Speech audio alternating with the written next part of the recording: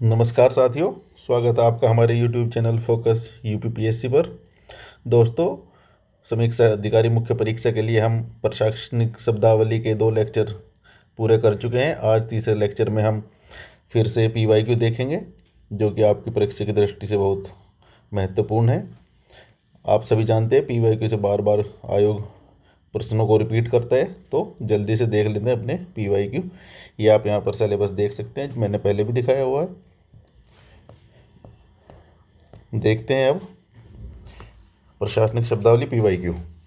Uttar Pradesh UDA LDA विशेष मुख्य परीक्षा 2010 में पूछे गए पीवाईक्यू को आज हम डिस्कशन करते हैं। दोस्तों, आप देखेंगे कि कुछ किताबों में इनके अर्थ जो है गलत दिए हुए हैं। जो सोल्ड मैंने लिया था उसमें से भी मैंने इसको रिफाइन करके आपके लिए यहाँ से शुद्धतम अनुवाद, हिंदी अनुवाद और इंग्लिश अनुवाद दोनों लेकर आया हूँ। तो शुरू करते हैं। पहला शब्द है अंग्रेजी से हिंदी अनुवाद, मिनिस्ट्रियल अर्थात मंत्रालय संबंधी या मंत्रालयिक, आप कुछ भी लिख सकते हैं। केवल आपको ये ध्यान देना है, एग्जाम में 2 अर्थ नहीं लिखने हैं, आपको इनमें से कोई भी एक अर्थ लिख देना है। आप इनके नोट्स बनाते चलेंगे साथ साथ। इंडेमिनिटी बॉन्ड्स अर्थात क्षतिपूर्ति बंधपत्र। बेनिफिशियरी, इसका अर्थ होता है लाभार्थी। जैसे कि हम देखते हैं योजनाओं के बेनिफिशियरी की, योजना जनधन योजना के लाभार्थी कौन है, तो उनको बेनिफिशियरी बोलते हैं। पावर ऑफ अटॉर्नी आप बहुत सुनते हैं, इसको मुख्तारनामा या अधिकार पत्र कुछ भी बोल सकते हैं आप, इन दोनों में से कोई एक लिख सकते हैं। रिएम्बर्समेंट प्रतिपूर्ति, जैसे कि आप कोई खर्चा करते हो और उसके एवज में आपको फिर वो अमाउंट आपका विभाग वापस करता है, तो इसको बोलते हैं प्रतिपूर्ति, रिएम्बर्समेंट। अब हिंदी से अंग्रेजी देखेंगे। पुनर्विनियोग, रीअप्रोप्रिएशन, ये हम पहले बता चुके हैं, बहुत महत्वपूर्ण है, देखो फिर से रिपीट हुआ है। स्थानापन अर्थात सब्स्टिट्यूट, किसी चीज़ का सब्स्टिट्यूट जो होता है, बोलते हैं कि इसका सब्स्टिट्यूट क्या है, ये है, तो उसको बोलते हैं स्थानापन, एक किसी एक के स्थान पर दूसरा। आचार संहिता, इसको बोलते हैं कोड ऑफ कंडक्ट। आप पढ़ते होंगे नैतिक संहिता, ऐसी कोड ऑफ एथिक्स। अधिग्रहण, एक्विजिशन, किसी की प्रॉपर्टी का जैसे सरकार अधिग्रहण करती है, तो इसलिए प्रशासनिक शब्दावली का एक महत्वपूर्ण शब्द है, इसको आप देख कर जाइए क्योंकि अक्सर न्यूज में रहता है। आकस्मिक व्यय, कंटीजेंसी एक्सपेंडिचर।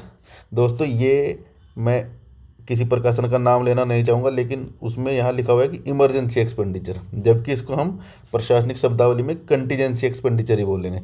तो आकस्मिक व्यय को आपको कंटीजेंसी एक्सपेंडिचर ही लिखना है, न कि इमरजेंसी एक्सपेंडिचर। इमरजेंसी होता है आपातकाल और कंटीजेंसी होता है आकस्मिक, अचानक से होने वाला। ये आपको छोटे छोटे अर्थ देखने पड़ेंगे, तभी आप शुद्धतम उत्तर वहाँ पर लिख पाएंगे और आपको 2 में से 2 नंबर मिलेंगे एक शब्द के। अब नेक्स्ट परीक्षा देखते हैं। उत्तर प्रदेश यूडीए एलडीए विशेष मुख्य परीक्षा 2010, अंग्रेजी से हिंदी देखते हैं। एडवर्स, प्रतिकूल या विपरीत। सेंसस, आपको पता ही है, जनगणना। लिटरेसी, साक्षरता। प्रेफरेंस, इसको प्राथमिकता या वरीयता, कोई सा भी एक शब्द आप लिख देना। अप टू डेट, अद्यतन को बोलते हैं, अर्थात नवीनतम जिसे बोलते हैं, तो अप टू डेट इसको बोलते हैं अद्यतन, जैसे लेटेस्ट बोलते हैं हम आम भाषा में। अब हिंदी से अंग्रेजी शब्दों के रूप देखिए। अनुदेश, इंस्ट्रक्शंस को बोलते हैं, जैसे कि आपको कोई इंस्ट्रक्शन देता है कि ये कीजिए, तो उसको हिंदी में अनुदेश बोलते हैं। एक मुश्त, लमसम, इसको बोलते हैं। इसको आप ऐसे स्पेस देकर भी लिख सकते हैं और एक साथ भी लिख सकते हैं, इसमें कोई दिक्कत नहीं है। निविदा, टेंडर को बोलते हैं या बिड बोलते हैं। रात्रि भोजन, सभी जानते हैं, रात्रि भोजन डिनर को बोलते हैं, जैसे लंच डिनर करते हैं। रियायत, कंसेशन या रिबेट, इसको छूट भी बोलते हैं हिंदी में।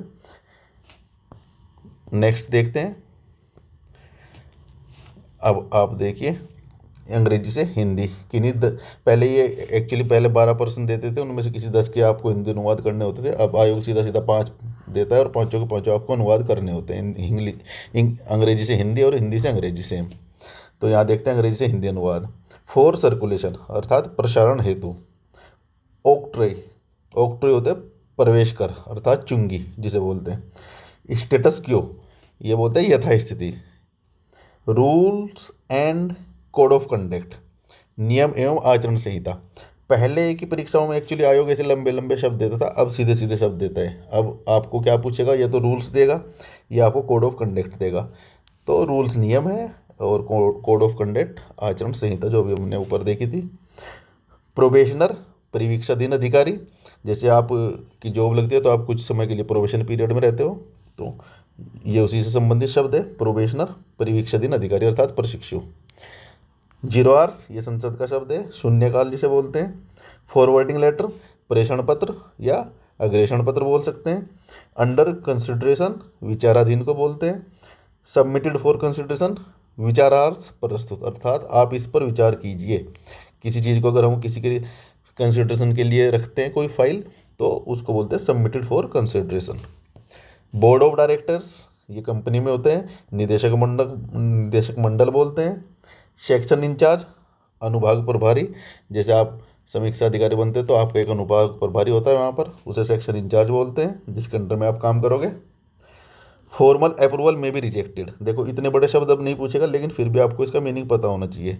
और आयोग थोड़ा अनप्रिडिक्टेबल होता है, कभी भी पैटर्न बदल देता है, तो आप ये भी मत सोचिए कि नए पैटर्न पे ही पूछेगा, पुराना पैटर्न भी दोहरा सकता है, तो इसको भी आप समझ लीजिए। फॉर्मल अप्रूवल अर्थात औपचारिक स्वीकृति, में भी रिजेक्टेड अर्थात अस्वीकृत की जा सकती है।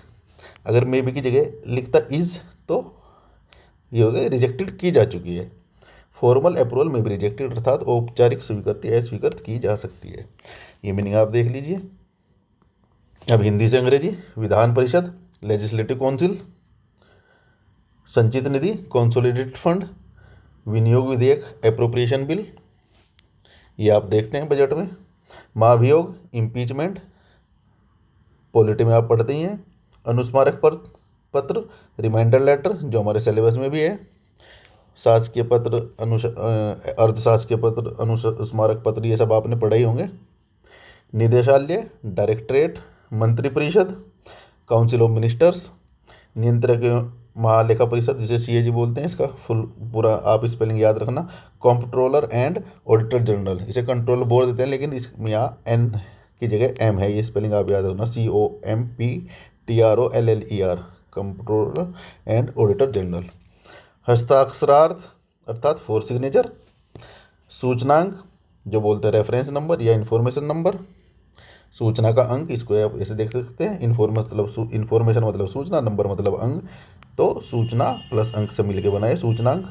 प्रतिभूति सिक्योरिटी को बोलते हैं, ये तो आसान है। स्पष्टीकरण क्लैरिफिकेशन, देखो उस पुस्तक में यहाँ पर इसकी जगह एक्सप्लेनेशन लिखा हुआ है, एक्सप्लेनेशन अलग चीज़ है। एक्सप्लेनेशन का मतलब होता है व्याख्या, किसी चीज़ को एक्सप्लेन करना। क्लैरिफिकेशन होता है स्पष्टीकरण देना। तो स्पष्टीकरण अगर आता है तो आप एक्सप्लेनेशन नहीं लिखना है, आपको क्लैरिफिकेशन ही लिखना है। दोस्तों आज हमने ये लगभग 30 शब्द तेज़ी से किए हैं। दोस्तों हमारा जो है फोकस यूपीएससी यूपीपीसीएस का ये टेलीग्राम चैनल है, आप इससे जुड़ जाइए, वहाँ इसको आपकी पीडीएफ मिल जाएगी। और हमारे यूट्यूब चैनल को सब्सक्राइब कीजिए, लाइक कीजिए, जिससे हमारा हौसला बढ़ेगा, तो हम ऐसी वीडियो आपके लिए और अच्छे से बनाएंगे। ये हमारा ग्रुप है, केवल जो अभ्यर्थी केवल फोकस जो केवल समीक्षा अधिकारी की तैयारी करना चाहते हैं वो केवल इस ग्रुप से भी जुड़ सकते हैं। फोकस RO यहाँ पर ये हमारी एक टेस्ट सीरीज चल रही है।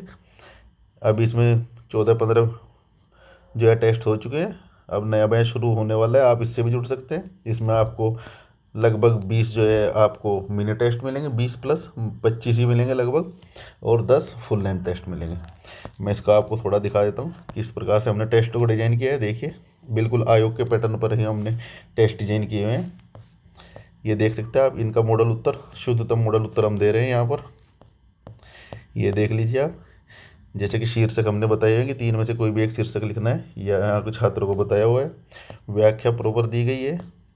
कॉपियों का जिस तरह आप देख सकते हैं कैसे चेक की जा रही है। यहाँ पर केवल ऐसे नहीं कि मार्क्स दिए हैं, यहाँ समझाया भी कि संक्षेप में आशय स्पष्ट कीजिए।